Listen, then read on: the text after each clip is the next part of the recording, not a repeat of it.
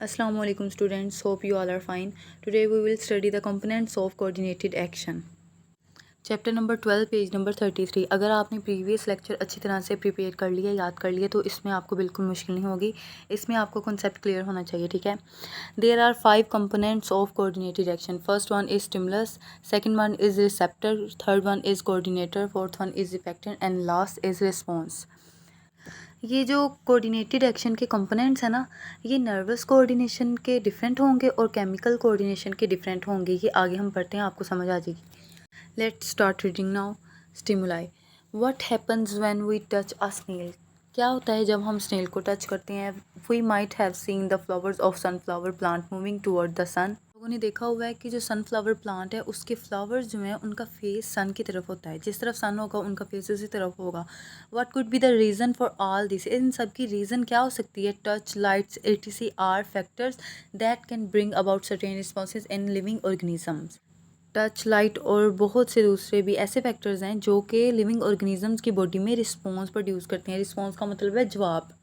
कोई भी इन्वायरमेंट में चेंज जो ऑर्गेनिज्म की बॉडी में रिस्पॉन्स प्रोड्यूस करता है, ठीक है, रिस्पॉन्स क्रिएट करता है, पैदा करता है, उसे हम कहेंगे स्टिमुलाई। ये कल हम लोगों ने डेफिनेशन की थी, आज थोड़ा सा डिटेल में भी एग्जांपल्स के साथ देख लिया है।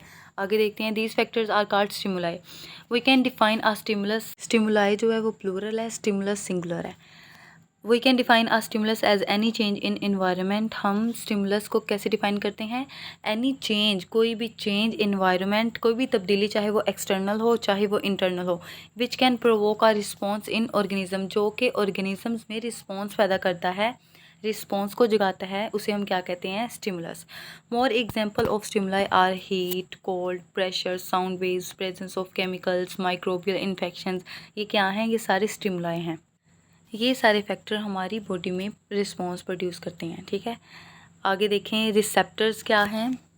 जो बॉडी के ऑर्गन, सेल्स और टिश्यू स्टिमुलाई को डिटेक्ट करेंगे उन्हें हम रिसेप्टर्स कहते हैं। Stimuli are detected by special organs, tissue और cells of the body. Stimuli जिस्म के ख़ास अज़ा से पहचाने जाते हैं। For example, sound waves are detected by ear, light is detected by eye. Specific stimuli specific organ, tissue और सेल से ही डिटेक्ट किए जाते हैं, ठीक है। एयर डिटेक्ट करते हैं साउंड वेव्स को। Light detected by eyes. I detect किसे करती है, लाइट। यहाँ पे लाइट स्टिमुलाई है और आई जो है वो रिसेप्टर है। एयर रिसेप्टर है और साउंड वेव्स जो हैं वो स्टिमुलाई हैं, ठीक है। ये नहीं हो सकता साउंड वेव्स डिटेक्टेड बाय आई और light is detected by air और स्किन, ठीक है। ये ऐसा नहीं हो सकता। स्पेसिफिक स्टिमुलाई होगी वो स्पेसिफिक रिसेप्टर से, स्पेसिफिक ऑर्गन से डिटेक्ट की जाएगी। Chemicals in air are detected by nose and so on. जो हमारे एयर में केमिकल्स होते हैं वो उसे कौन डिटेक्ट करता है, nose and so on. The organs, tissue और cells which are specifically built to detect particular type of stimuli are called receptors. Organs, tissue और सेल जो कि ख़ास मखसूस किस्म की स्टिमुलाई को डिटेक्ट करने के लिए, पहचानने के लिए बने होते हैं, उन्हें हम कहते हैं रिसेप्टर्स। Next is coordinators. अच्छा, ये कोऑर्डिनेटर्स ऐसे ऑर्गन हैं जो रिसेप्टर से इंफॉर्मेशन को रिसीव करते हैं और आगे फर्दर आगे ऑर्गन को ये इंफॉर्मेशन ट्रांसफ़र करते हैं, ठीक है। ये नर्वस कोऑर्डिनेशन में ब्रेन और स्पाइनल कॉर्ड कोऑर्डिनेटर्स हैं और केमिकल कोऑर्डिनेशन में एंडोक्राइन ग्लैंड जो हैं वो कोऑर्डिनेटर हैं। हमारी बॉडी में डिफरेंट एंडोक्राइन ग्लैंड्स हैं, जैसे हाइपोथैलेमस, पिट्यूटरी ग्लैंड है, पाइनियल ग्लैंड है, ये हमारे ब्रेन में होते हैं। और थायराइड और पैराथायराइड ग्लैंड नेक में होते हैं, और भी बहुत से ग्लैंड्स हमारी बॉडी में। अब रीड आउट कर लेते हैं। These are organ that receive information from receptors and send messages to particular organ for proper action. ये ऐसे ऑर्गन होते हैं जो रिसेप्टर्स से इंफॉर्मेशन को रिसीव करते हैं और आगे किसको भेजते हैं, ऑर्गन्स को प्रॉपर एक्शन प्रोड्यूस करने के लिए। In nervous coordination brain and spinal cord are coordinators. Brain और स्पाइनल कॉर्ड कोऑर्डिनेटर होते हैं नर्वस कोऑर्डिनेशन में, जो कि क्या करते हैं, they receive information and send message through neurons in the form of nerve impulse. Neurons क्या है, नर्व सेल्स हैं। ये नर्व इम्पल्स जो है ये इंफॉर्मेशन है, ठीक है। ये इंफॉर्मेशन न्यूरॉन्स के थ्रू सेंड होती है ब्रेन को, स्पाइनल कॉर्ड को, और आगे न्यूरॉन्स के थ्रू ही आगे ऑर्गन्स को सेंड होती है। ये हम आगे इनका नर्वस सिस्टम का पूरा स्ट्रक्चर जो है ना, स्पाइनल कॉर्ड, ब्रेन, न्यूरॉन्स क्या हैं, ये आगे डिटेल में हमने पढ़ना है, ठीक है। न्यूरॉन्स, सेल बॉडी, डेंड्राइटिस, एक्सॉन्स पर मुश्तमिल होती है, ये सारा हम आगे पढ़ेंगे। They receive information and send message through neurons in the form of nerve impulse. ये इंफॉर्मेशन जो है नर्व इम्पल्स की फॉर्म में होगी और ये सेंड और रिसीव न्यूरॉन्स के थ्रू होगी, ठीक है।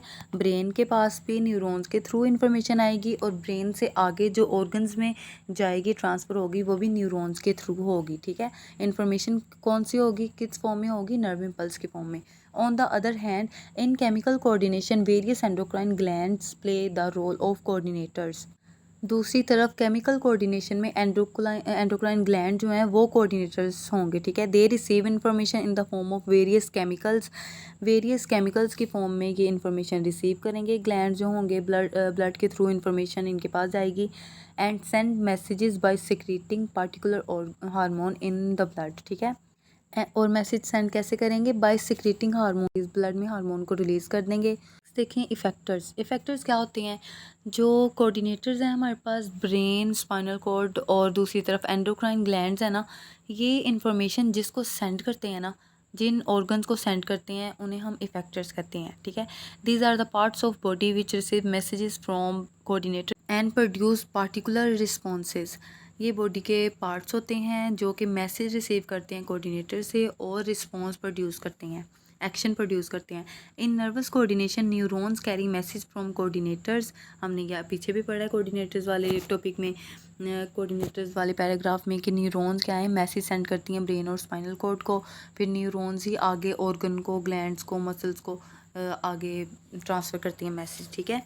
तो यही बात कर रहे हैं, neurons carry message from coordinators यानी कि ब्रेन, स्पाइनल कॉर्ड से मैसेज कैरी करती हैं न्यूरॉन्स, और किसको सेंड करती हैं, मसल्स एंड ग्लैंड्स को, विच एक्ट एज इफेक्टर्स। जिन को मैसेज सेंड करेंगी ना वो मसल्स और ग्लैंड्स जो होंगे वो इफेक्टर्स कहलाएंगे, ठीक है। केमिकल कोऑर्डिनेशन में क्या होता है, पार्टिकुलर हार्मोन्स कैरी करते हैं मैसेज कोऑर्डिनेटर से यानी कि एंडोक्राइन ग्लैंड से, और किसको ट्रांसफ़र करते हैं, टारगेट टिश्यू को।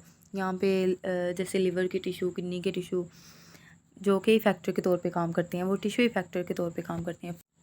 For some hormones nephrons act as effectors. अगर आप लोगों को 11 चैप्टर याद हो, उसमें हमने किडनी का स्ट्रक्चर पढ़ा था। Nephron is a functional unit of kidney.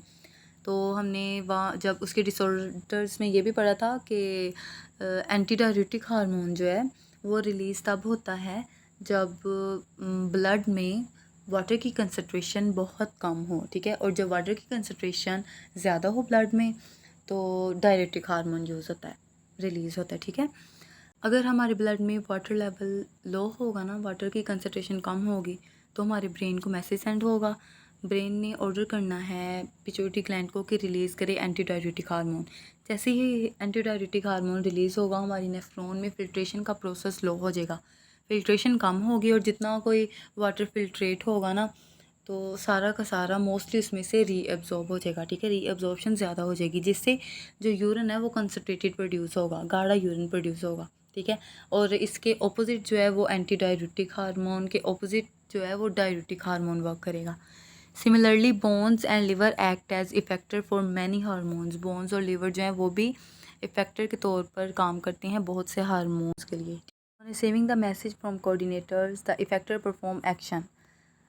Coordinator से मैसेज रिसीव करके जो इफेक्टर एक्शन प्रोड्यूस करते हैं उसे हम रिस्पॉन्स कहते हैं, ठीक है। जो पीछे इफेक्टर्स हमने पढ़े हैं, ऑर्गन या जो मसल्स हैं, वो जो एक्शन प्रोड्यूस करेंगे उसी को हम रिस्पॉन्स कहेंगे। This action is called response. For example, pulling our hand away from something very hot and the movement of flower of sunflower toward light are responses. जब किसी गर्म चीज़ को या कुछ ज़्यादा एक्स्ट्रा ठंडी चीज़ हो, कोल्ड हो, उसकी चीज़ को हमारा हाथ लगे, फ़ौरन से हमारा हाथ पीछे हो जाएगा, ठीक है। और movement of flower of sunflower toward light, जो सनफ्लावर का फ्लावर है उसकी movement toward sunlight are examples of response. Usually nervous coordination produce immediate but short living responses. जो नर्वस कोऑर्डिनेशन है ना, ये फौरी और मुख्तसर रिस्पॉन्स प्रोड्यूस करेगी, while chemical coordination produce slow but long living response. जबकि केमिकल कोऑर्डिनेशन स्लो और लंबे अरसे तक रिस्पॉन्स प्रोड्यूस करेगी। जैसे हमने पीछे देखा, pulling our hands from away from something very hot, pulling our hands away from something very hot. जब किसी गर्म चीज़ को हमारा हाथ लगेगा तो फौरी तौर पर हाथ हम पीछे करेंगे ना, ये इमीडिएट रिस्पॉन्स है और शॉर्ट लिविंग रिस्पॉन्स है, ठीक है। लेकिन केमिकल कोऑर्डिनेशन में स्लो और लॉन्ग लिव रिस्पॉन्स होगा। ये हमारी ग्रोथ हार्मोन्स एग्जांपल है, जैसे ग्रोथ हार्मोन्स, ये जो ग्रोथ हमारी बॉडी में जिन पार्ट्स की ग्रोथ करेंगे वो लॉन्ग लिविंग रिस्पॉन्स होगा और स्लो प्रोसेस होगा, इमीडिएट नहीं है, कुछ अरसे के लिए नहीं है, काफ़ी लंबा प्रोसेस होगा, काफ़ी अरसे के लिए, और आहिस्ता आहिस्ता होगा। I hope you all understood this lecture very well. Tomorrow, inshallah, we will discuss human nervous system. Allah Hafiz.